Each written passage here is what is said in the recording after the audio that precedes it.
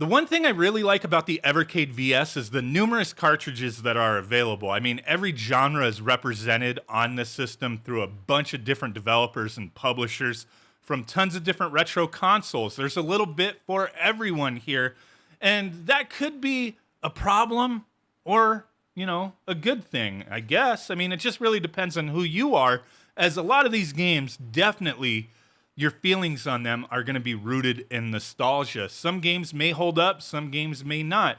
I may enjoy a game that you dislike. I may dislike a game that you like. Just what you grew up with, what you hold near and dear to your heart, what kind of games you like, that kind of thing. I mean, there's no real reason to go to war with one another over differing opinions on games. We're not curing any kind of crazy diseases here. We're just trying to enjoy our time and, have a little fun playing some games here. And I've reviewed quite a few of the cartridges for the system. Some of them I really liked, some of them a little indifferent on or didn't really enjoy as much. That's just the way it's going to be, right? And continuing on with these cartridge reviews, today I want to take a look at the Bitmap Brothers Collection 1. Now, I'm not extremely familiar with these titles. Now, Speedball I've heard of. Plenty of times I've heard of it. I've seen a lot of people who are really big fans of that franchise, of that property, but I've just never played the games before. So it's kind of cool getting this cartridge in my hands and experiencing, these titles for the first time. And I do have to say, it's kind of a mixed bag here. There's only 5 games on this cartridge, 8 16-bit and 32-bit games. Now, just like every other cartridge that's released from Evercade, you get a nice little manual that goes over each of the games, kind of a little bit of the history of the company, the Bitmap Brothers, if you will. Always love these kind of things. But, back to the games here. Out of the 5 games, 3 of them are Speedball games. You have Speedball 1, Speedball 2, Brutal Deluxe, and then Speedball 2100. And then rounding it out, we get the Chaos Engine, and then Xenon 2 Megablast. So you're getting 3 sports titles, 1 top-down shooter action-type game, and then with Xenon, you're getting a, vertical scrolling shooter. And it's nice, you got a little bit of variety here. Not the biggest set of games, but after having played through this and experiencing these for the first time, I do feel like Speedball, the first one, was a game that I could see if I played it way back, like the late 80s, early 90s, I probably really would have enjoyed it. But that first Speedball, it's just too sluggish for me. I understood it. Like, I kind of grasped, how you play the game. It's not overly complicated. It's, like a cyberpunk football / hockey / soccer, violent sport type of thing, right? It's not overly complicated, not with the first one. I mean, the other 2 aren't overly complicated either, but there is a lot more to those ones. But yeah, the first one I didn't really enjoy, but I thought, man, after playing that first one, I'm like, I'm not gonna like these games, right? And then I moved on to Speedball 2100, and the 3D graphics and whatnot. There's tons of options in this game. I mean, there's a lot of stats, all sorts of crazy stuff going on here. The game was more enjoyable than the first one.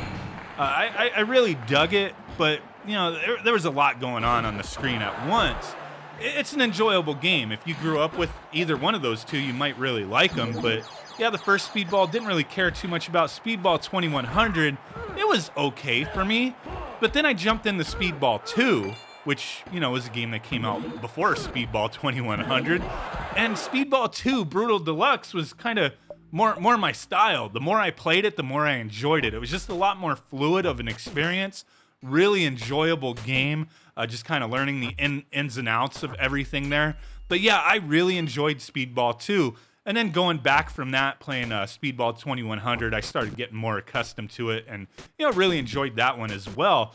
So yeah, out of those 3, Speedball 2 was my favorite, and then Speedball 2100. And then the original Speedball I'd probably never go back to. Definitely lean more towards Speedball 2. That one was just a lot of fun for me anyway. And then jumping into the final 2 games on this list, the Chaos Engine. This one surprised me. Like, I never heard of this game before, never seen it. but just how it plays and sounds and looks, you know, I know there's other games in a similar style here, but you know, with a little bit of a like RPG elements and you know, some stats, a bunch of different, you know, weapons and characters you could play as and partner up with.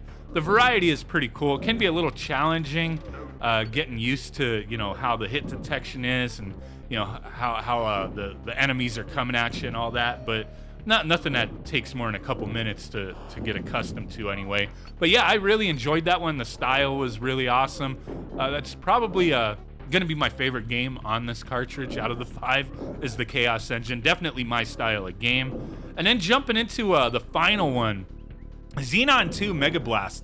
When I first started playing this one, in all honesty, I just jumped into it right away and just started the game. And I started playing it, and I'm like, where's the music? What's going on here? It's so silent. I just hear the bloop bloops of my my gun or laser, whatever the hell it is that you shoot in this game, right? My blaster. I was like, it's so quiet. It's kind of, you know, giving me a headache just listening to the gun. But I didn't realize you got to turn the music on. I thought normally like these games that have like a music option, I mean, it's right bright in your face, big letters, but I just didn't notice it when I started the game. But usually it's like, oh, you could turn the music off if you don't like it. It's not typically the other way around, but hey, I guess in this game. But once I turned the music on, I was like, oh snap, music's pretty good, pretty banging in this game. Now, not my favorite shooter or shoot 'em up ever, by like nowhere near. But it was still a pretty interesting experience playing this game. It can feel a little jerky at times. I don't know, the hit detection, just like some of these games that you've never played before, but you're accustomed to games that are similar to it. You know, especially ones that you play often, and then you play something that's similar but slightly different. Yeah, you know, there's going to be those little quirks that you're just like, what the heck's going on here? But I got used to it with the way the movement in the game is and whatnot, and I started to enjoy it. It's a pretty cool game. You know, these were all games that were, you know, released out in, you know, Europe. These were British developers here, so I wasn't, you know, privy to most of these games back in the day. I didn't really know about them. So I know a lot of people out there in like the UK and whatnot may hold like a lot of these games very, very close to their chests, right? You know, they grew up with them. And you know, with the company behind the Evercade and the Evercade VS, Blaze, you know, they're a UK-based company. So yeah, they're gonna have connections and, you know, relationships with a lot of developers out there, and we have been getting some interesting stuff that I've never played before. And, you know, having a chance to play these games on the Evercade, yeah, it was pretty cool. It was pretty cool. Not my favorite cartridge, but there's some still, you know, some cool stuff here. You know, some people are gonna be on that mentality of collecting every cartridge. I'm already in it to win it. You know, I'll be buying whatever else comes out. Like, I'm really looking forward to that renovation cartridge. As soon as that goes up for pre-order, I'm gonna have to grab it. But yeah, cool variety overall with all the different cartridges for the system. If you're not a collect 'em all type person, there's gonna be something out there for you if you're into this style of gaming, cartridge-based emulation system. I think it's pretty neat, man. Really do. So appreciate you guys watching on this one. And with that said, I will catch y'all next time. Bye.